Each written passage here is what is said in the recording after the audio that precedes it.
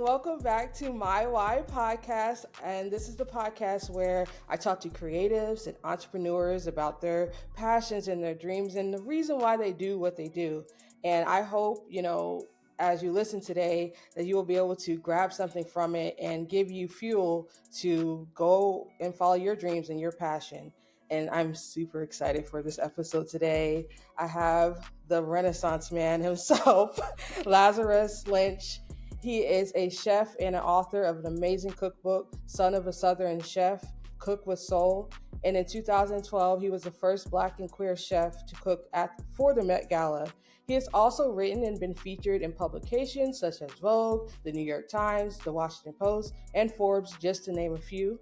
Additionally, he is a psychotherapist and a social worker who supports individuals and families with tools to improve their mental health and their relationships. There's so much more I can say, but he's just living on his own terms. And I'm not going to forget, I will be remiss to not mention that he just released a new single. It's going to happen for you. And let me tell you, that song be popping. So it's going to get you dancing, going to get you feeling good. Lazarus, I'm so happy that you're here. And I just appreciate you taking your time to speak to me today. Thank you, Simone. I appreciate that beautiful introduction. And it's always a gift whenever I get to talk to anyone, but Yeah. especially in spaces like these where there's such intentionality. I'm just so humbled and grateful. So thank you. You're welcome. So let's go ahead and get right into Let's get this. into it. So there's so many, like say you heard in your intro, there's so many facets of you, right? Mm, And what I realized, in your book, in your introduction in your book, you gave a lot of background on your family and what you were mentioning about your parents and kind of how they moved through life. It seems like they kind of never sat in a box either. And they kind right. of came to you as so when it comes to you, I can see how you don't live in a box. So Mm, like what inspired you to stand in who you are and not kind of stay in a box? yeah. I didn't know, like you said, I didn't even know that there was a box. Mm, And maybe if I knew that there was such a box, let me take that back. I think I did know that there was a box, but I mm-hmm. feel like there was something inside of me that was bigger than the box. Right. And I think I was in survival mode for a portion of my childhood, trying to please people, trying to fit into, labels and standards and categories where other people had created for me. I didn't create those boxes. I didn't create those standards, but part of my journey is that I grew up in the church, Mm. and I need to take a pause. Because I know that journey all too well. Okay. Many Yes. of us know that journey all too well in the Yes. Black community. And, like everyone usually says, I learned some of my greatest lessons in the church. I Oh yeah. learned about community. I learned how to sing. I learned Mm-hmm. how to serve. I learned how to connect. I learned a lot of great things, but I also learned that there were parts of me that didn't belong there. There were parts of me that were Mm-hmm. unwelcome. There were parts of me that were rebuked. And Mm. so for a long time, I tried my hardest to shut down parts of who I was, because I knew that those parts weren't accepted. So that was a big box for me that I tried to live in. It became controlling. It became stifling. And the beautiful thing is that when you find your freedom, you realize that you can be free and still love people. You can Mm-hmm. be free and practice forgiveness. If that is how you move through the world, you can be free and love the Lord. You can be free Yeah. and be a good person. And so I had to really shed through a lot of years of doing my own inner work, Mm-hmm. shed who would I, like, the question of who would I be if the world never got its hands on me, Mm. which is a question that my friend Wow. Brandon likes to say, and I believe I credit him with this statement. But it's like, who would I be if these rules and regulations and indoctrinations never got its hands on me? And Wow. so I Ooh, I'm gonna think, put that one in my back pocket. Oh, I gotta put that one yes, in my pocket for later. I gotta think about okay, that. Okay. yes. Yes. So that's a powerful, I think, question that I've wrestled with in my life. And what I've come to realize is that ultimately no one can put you in a box. Only you can put you in a box. And it Mm. also requires you to realize that you're born to do incredible things. and it might not look like what your neighbor is doing or what your sibling is doing or what anyone in your family has ever done, but that doesn't mean that you are not supposed to do it, and that doesn't Mhm. mean that you can't do it. And Right. so I think for me, like, you're right, I had parents who were just, Renaissance people in their own right. My Yeah, dad yeah. was, I love what Kiki Palmer says. And she's like, I'm a jack of all trades and a master of myself. My dad Mhm. was a master of himself. He was the master of, just what it meant to be creative and an Yeah. entrepreneur. And my mom was someone who moved from country to country when she was a kid, Mhm. and then when she was 26 moved to New York. And so I think we had, fortunately, like, we had parents who were very invested in, what does your self journey look like how Right. do you tap into your own self journey, and we had that support, and that's what made the difference.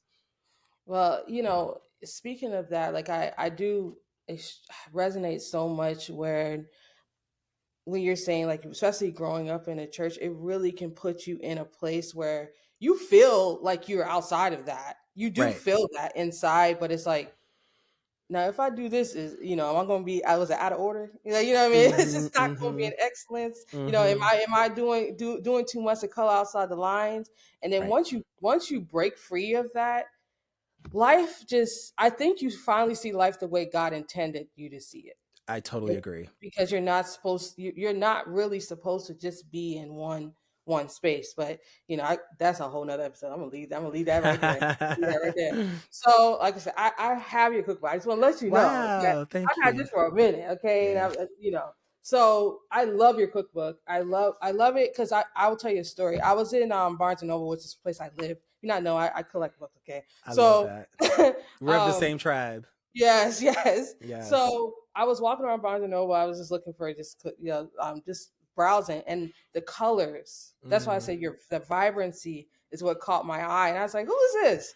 I ain't never seen him before. Let me see. Let me look through this." I'm like, "Oh my!" And then also having the stories along with mm, that, and then the pictures, and just it's a cookbook. I've not seen one like this before, and it seems it's such a, and then like the recipes in there are actually like good recipes. mm-hmm, Some people do mm-hmm. cookbooks and it's like, I can't really follow this. You can Yes. really follow your recipes, and then just having a Caribbean flair in there with your Mm-hmm. recipes too. I was like, okay, okay, good food, good food. So, Yes. um, at the age of 10, your parents opened a soul food restaurant, baby Right. sister soul food. So food has been kind of a recurring theme in your life.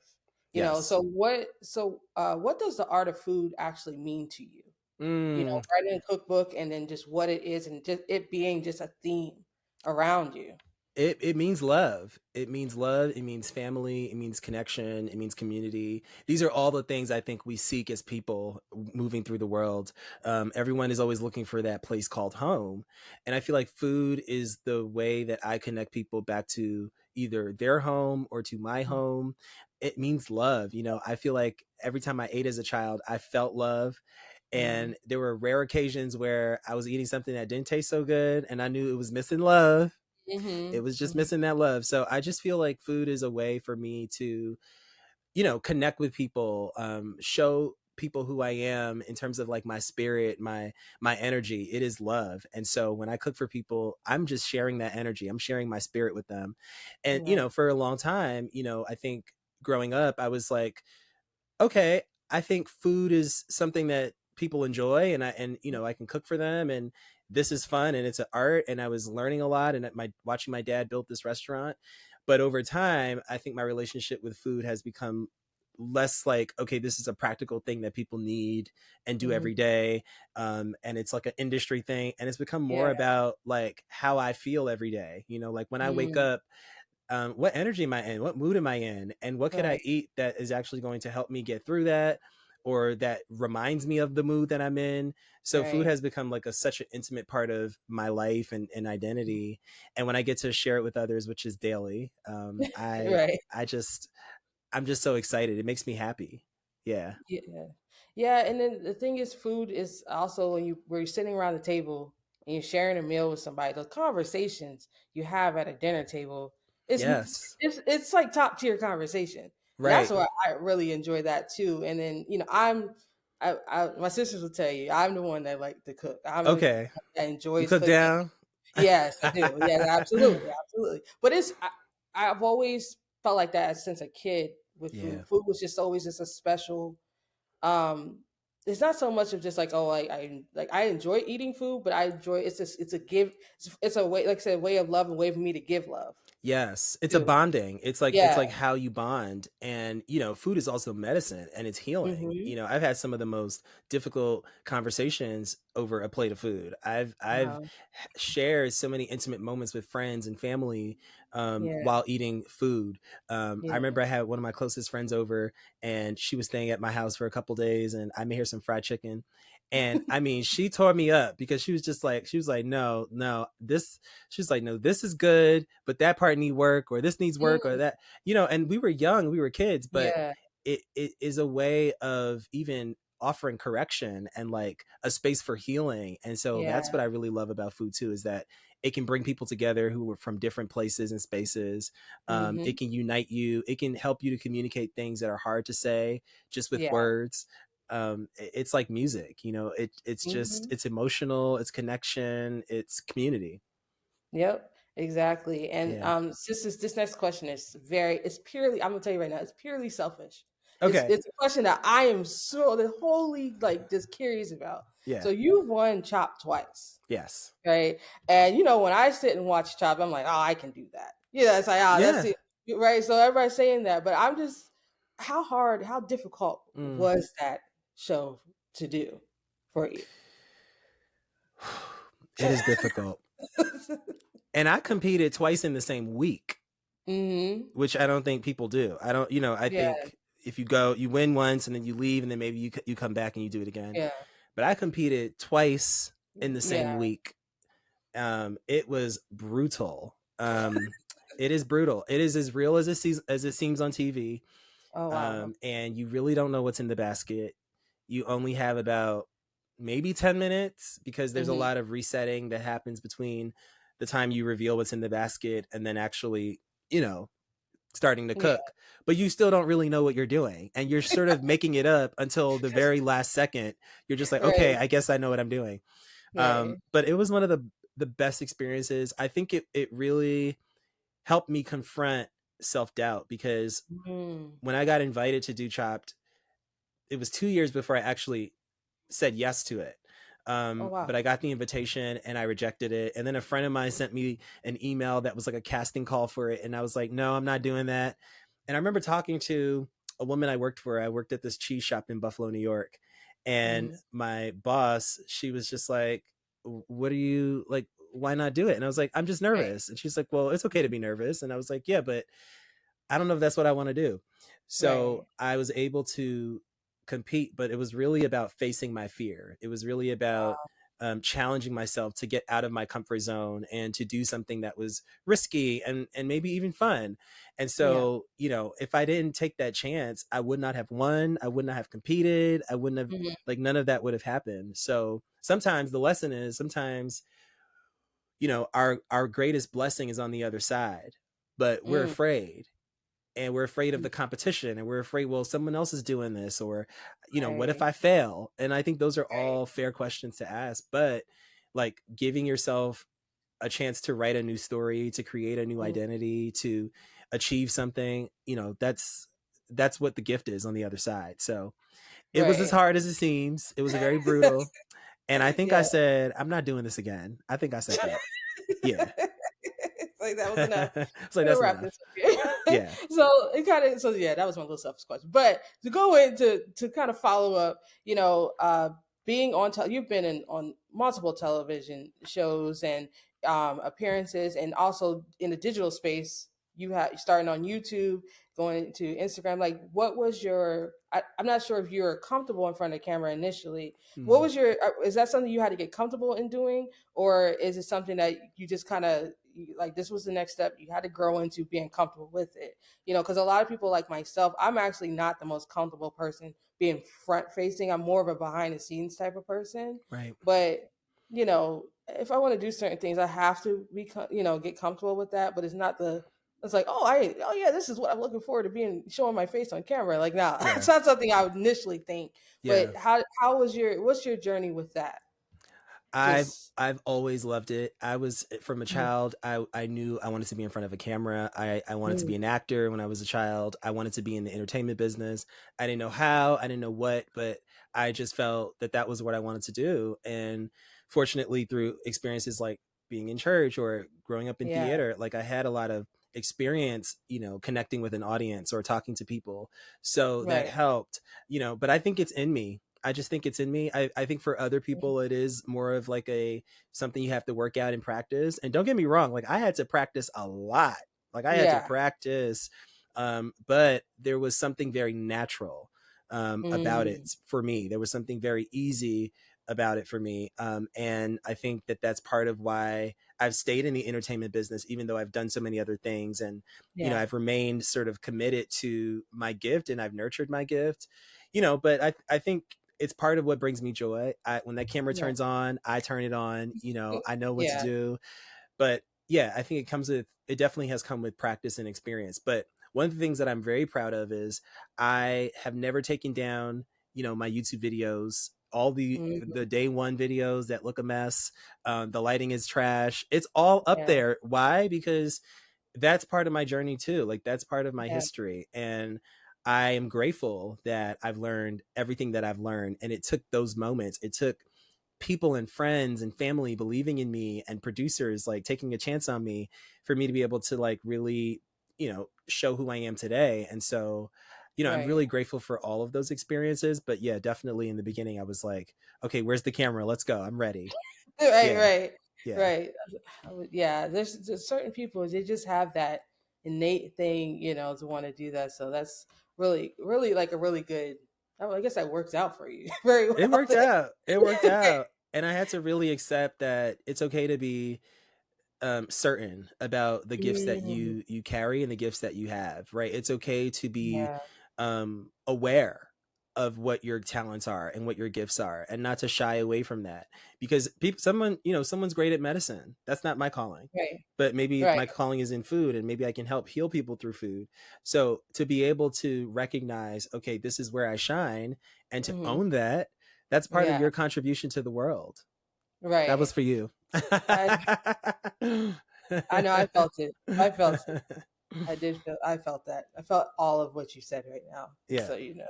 So, okay, so we're gonna switch gears just a little bit, talk about mental health. Yeah. So, it seems like bit of a shift to Mm, go into, get into, but not really. I'm saying that if you were to just read it, but as you hear your story, there is mm-hmm. still a through line between you serving, Yeah. right? Serving other people. So with you being a psychotherapist and a licensed Well, psychotherapist and registered. I'm still an registered, sorry. associate. I'm not fully licensed Okay, yet. Yeah. okay, registered. Registered. I want to make sure I give you the proper. Thank you. Psychotherapist and a social worker. Um, like, what inspired you to get into that, and like, what is your, just what do you do in that space now? With it. Yeah. I mean, I think when you are a person who has gone through trauma, as I have, and who has gone through, doing the work to overcome your trauma, it does Hmm. sort of change how you show up in the world. Yeah. And so for me, what it started with was me actually putting myself in therapy, and doing my own healing work, and realizing that one of my gifts was to connect with people in that emotionally sort of deeper way. And I didn't know that when I was a kid, that adults coming to me and telling me about their problems, Yeah. or parents of my friends connecting with me about things that their children didn't even know. And I'm like, girl, I'm just as young as your child and you're telling me all of this. But I always felt like I was like a repository for people, and Hmm. just a space. And I never knew that maybe that was a gift or that was something that I should explore further. But I think once the pandemic happened and I was living in New York at the time, I was doing a lot of advocacy work, writing a lot about sort of like food and social justice, and how the two can, work together, and how, chefs can come together to, create more social justice in the world. I didn't realize that what I was writing about and who I was connecting with was like, it was actually very emotional stuff that I was kind of getting into, and unraveling. And so it sent me on this journey to really explore and pray and say, okay, I've done all of these wonderful things in the food space, and I feel like there's something, like there's a depth to me that I want to explore, Mm-hmm. and I don't know that food is really allowing me to do it. And so Yeah. I just took a step back, and with a lot of prayer and research and talking to friends, I was just Yeah. like, oh, a therapist? Is that Yeah. is Me? that what it is? Maybe. Yeah. Yeah. And I just trusted, and I said, you know what, I'm gonna apply to 2 universities, and if I don't get in, I'll just, I'll figure something else out. Maybe I'll become a life coach or something. And I got accepted into Columbia University, within a Right. month of applying. And I was like, okay, Wow. I feel like this is supposed to happen. And then I Mm-hmm. took a 2 year break from everything, and I just focused on being a student and, developing skills and being trained as a therapist. And I'm still being trained. I'm still, my mind is still being molded. I'm still learning. I'm still growing. But Right. there is something that was very natural. Back to our conversation about being on camera. There was something very easy and natural that happened for me when I got in that room. It was like I just knew what to do or not to do. And my peers, I don't say this to boast, but I think my peers were really like struggling. Like they didn't know what to do. But I do feel like Yeah. that was God's way of preparing me for this work in this journey, was to go through my own story, have my own testimony, to be able to Mm-hmm. overcome and get through that, to be able to now support other people. But when I tell you, I've sat in front of 65-year-olds, 70-year-olds, Yeah. families, and I'm just like, what do I know that I could possibly share with them? And Right. God will just use me. Mm. I'll just be in that moment and really feel like, okay, go here, go there. And so it's been a wonderful gift. So these days, what I'm doing is, from partnerships to, doing my own thing on social media to actually Yeah. serving in LA, but is hosting conversations, helping people to process. LA just had a Right. recent tragic wildfire, where Yeah. people have been going through a lot of difficult time processing this. And so one of the Right. ways that I'm showing up here is actually by holding a space, Mm-hmm. online, and inviting people to come and share and talk and offering tools. And so, So. that's one of the ways. But I think my prayer is always, God, show me where the opportunity is, Mhm. where's the need, and use me. And little did I know that when I got into this profession as a social worker, or as a therapist, that there was a need for that, but that also the Yeah. world would need that, right? Like there would be a Yeah. greater need for mental health professionals on the ground. And Mm-hmm. so I feel like with the platform that God has allowed me to build and have, plus with this added skill, hopefully I can just reach more people with, good news and Yeah. tools to help them, work on their mental health. And I'm starting a podcast, which I'm excited to talk about. But the podcast is really going to be about, share with me your mental health journey, and let's go on Wow. that journey together. And let's help Awesome. more people, get through maybe their journey. Yeah. Yeah. So like, so even with that, because it's a lot of times, and you've mentioned this a few times as you spoke, that you're like you're just letting God use you. You know what I Mm, mean? Because the reality is we're all just vessels yeah. for whatever purpose that it would be, because purpose changes. Like Mm, your purpose in one season could be a different purpose in the next season. I don't think you kind of purpose is not meant to be cornered. I think you alignment is one thing, and purpose is just something that's ever changing, right? So just being able to be acknowledged enough that you're a vessel is a way that I think so many other people are able just to be touched. yes. Because if you try to you you can make anything happen, but I Right. rather something happen that's supposed to be happening so that it can maximize the amount of people Yes. that it will actually touch. So I mean Absolutely. that's just amazing. And then and just going into your new single that's out, that it's going to happen for you. Like Yeah.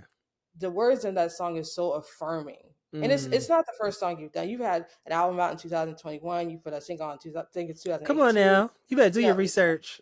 okay, yes. It's like, so like is music another avenue that's just a passion for you, or is that just another that through line? Like I said, you have a theme of your life. There's a Yeah. through line that it might be different ways that you do it, but you're always inspiring and helping someone. So what is music to you? Like what is that for you?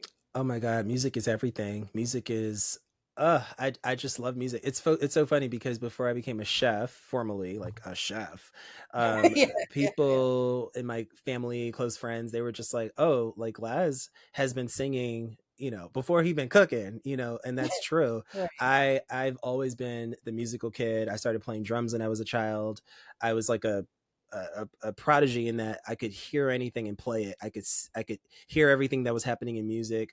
I was teaching adult choirs when I was a child. I was Mm, singing. I was traveling singing, and so music has always been at the forefront. My household was very musical. My dad played the saxophone. He also sang, played the bass guitar a little bit. My siblings yeah. can sing, all but one, but we all can do. We're all musical. Okay, you can hold a note. Right, they can hold a note.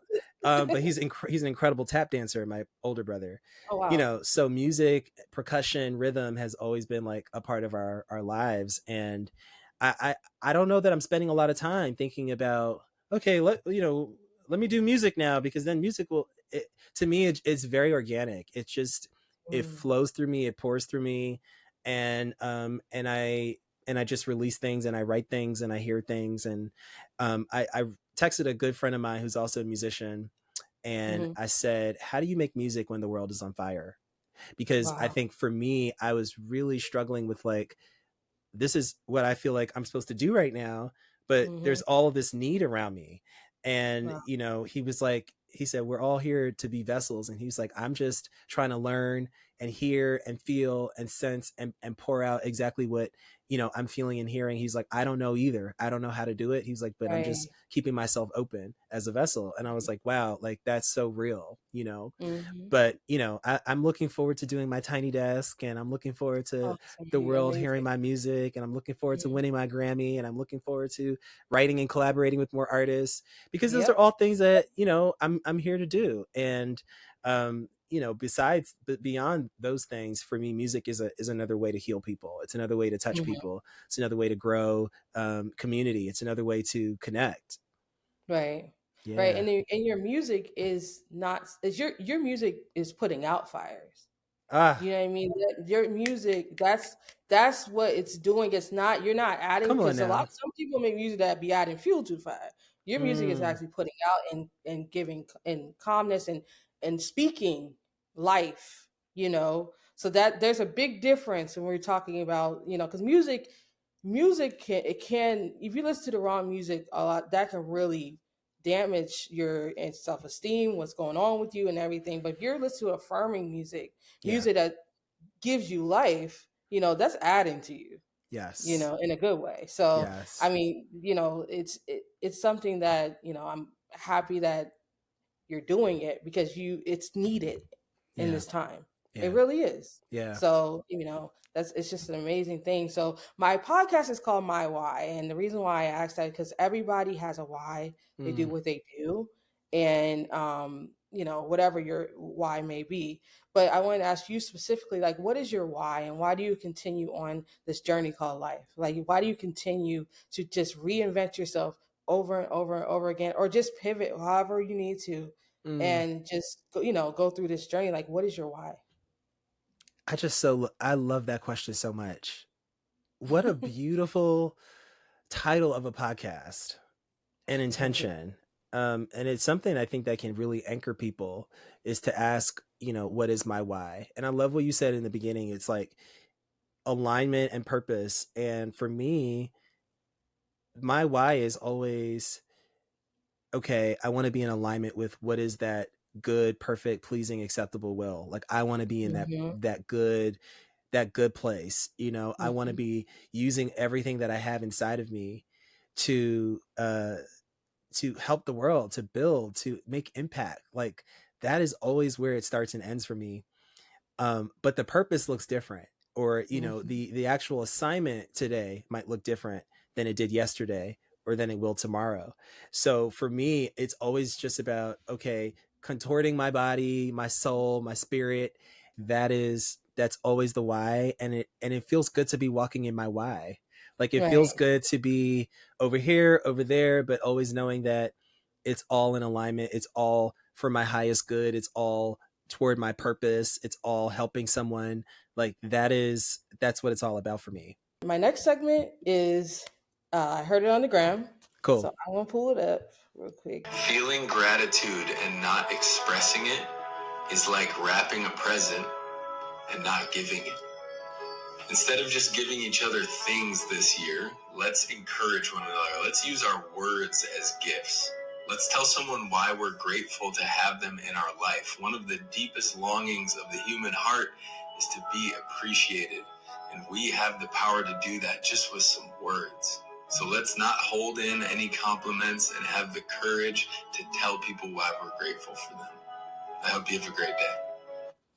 So what are your thoughts on that? I absolutely, absolutely love that. I could not agree more. And I love the visual of wrapping a gift and not giving it. I have actually done that. I have wrapped a gift. Yes, I have. I have wrapped a gift, and either I on purpose thought, okay, maybe not, or I forgot the gift at home or something like that. But you feel that there's like a loss, and Yeah, you just like, wow, I really wish that I didn't do that. So I totally agree. When we use our words, we create worlds, we create right, moments. Our words carry life, and so um, when I see someone and I see a nice pair of shoes, or I see a hairstyle that I really like, I'm quick to say, I love your hair. And right. sometimes they don't hear me, or they don't think I'm talking to them, and I said, You're like, it's excuse like, me. I'm like, you, yeah, you. I do that all the time in public, and sometimes my partner looks at me like, but I just love affirming people, and yeah. you really never know what you might say that could really help somebody. Mm-hmm. And just to even acknowledge someone's humanity, it is such a gift. It's beautiful. It is a beautiful thing. So I definitely agree with that, and I think, you know, also like being able to say to yourself, I acknowledge how well you show up today. Like I acknowledge how hard you've been working. Like I Right, acknowledge that you've been going after your dreams, and even though it's been hard, boo, you still get up and you do it. Like right, to give us that self-acknowledgement, I think is huge as well. right. And I want to make sure I give you this.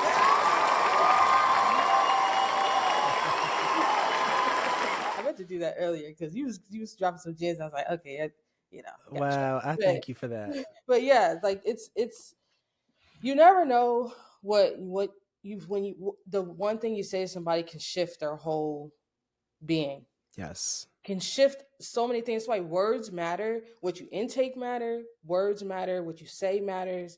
And I feel like you're always not. It's this is just my opinion, but you're praying all the time, and Mm-hmm. whatever you're praying could be praying. You be praying good, or you could Mm-hmm. be praying something that you didn't even intend to. That's not really bringing you the best results. Yeah.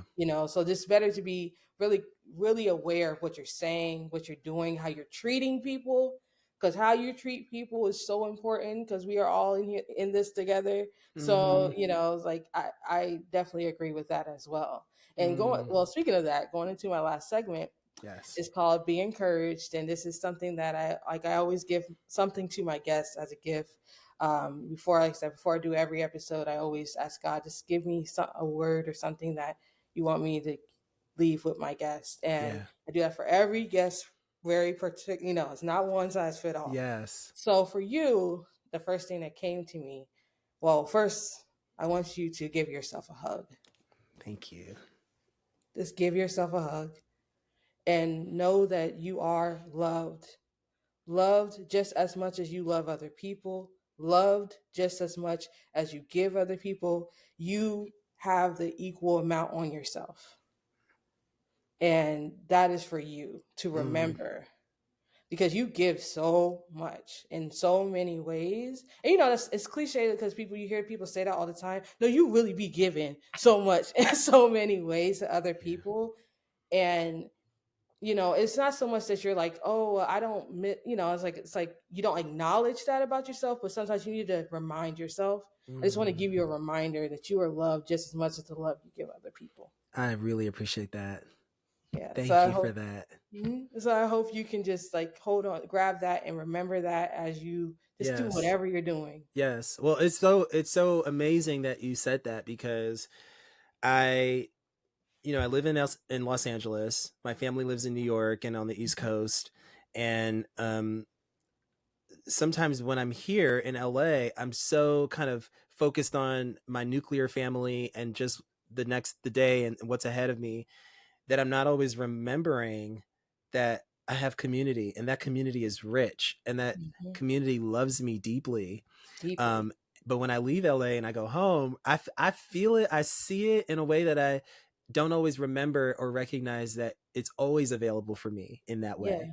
And so that's something that I've been reflecting on lately, of just like, oh no, Laz, you are loved. You are deeply cherished. You are very well connected to And you people have who love you. peace. And oh, I have so much peace. And you have peace. Yes. And Yes. I just, I was feeling you have peace. Yeah. That's it. That's it. That's it. That's all. That's all. That's it. No, but yeah, I hope, like I said, I hope that's something that you can keep with you. Thank you. Thank that you. matters. But, And for you, I just want to say, keep doing what you're doing, and keep standing in your light. And, just know that everything that you do, it is purposeful. It is shifting something. It's moving a mountain, and we need you. Thank you. You're welcome. I'm trying not to. I'll cry when I get off. Okay. But no, I really appreciate this conversation today. I Yeah. appreciate just all of it. And it is something that it's like says it's the beginning of another journey of mine, and you're a part of it. Thank you. And you're going to help. And everybody listening to this episode right now, I just hope that you were able to grab whatever you needed from it, and you will be able to, use it as, like I said, fuel to help you want to better yourself in whatever way you need to. And also go follow your dreams. Because I always say, and I said this in other episodes, I think that depression is really high because imagination is dying. And I think people need to get back. I think everybody needs to get back to going back to, we have imagination and we can dream things. And when you can dream things and you can see whatever you see, it means that it's obtainable. Yes. And it may take some work, and it may take some shedding of whatever it needs to be shed, but you can do it, and you will be able to live life fully the way that God intended you to. I fully believe that will help with a lot of depression. And not everything you do is meant to be monetized. Maybe it's just for you to just release your creativity. Yes. And that is important too. I know in social media world, we're always told monetize everything, whatever. But sometimes you need to just go paint. I agree. You need to just go paint because you're a painter, and maybe it's not in your things. That's not the way you make money, but it may be the way you free yourself. Yes. You know what I mean? Absolutely. So I want that message to be so clear, and I want everybody to just get it, because I think we're living below the standard that God has for us, because we're blinded by the facade and the smoke and mirrors. Yes. I think the standard that God has for us is more than monetary. It's for us to have peace, joy, love, and love each other. Absolutely. So thank you everybody for listening to the episode today. And so have a great day. Bye. You too. Bye.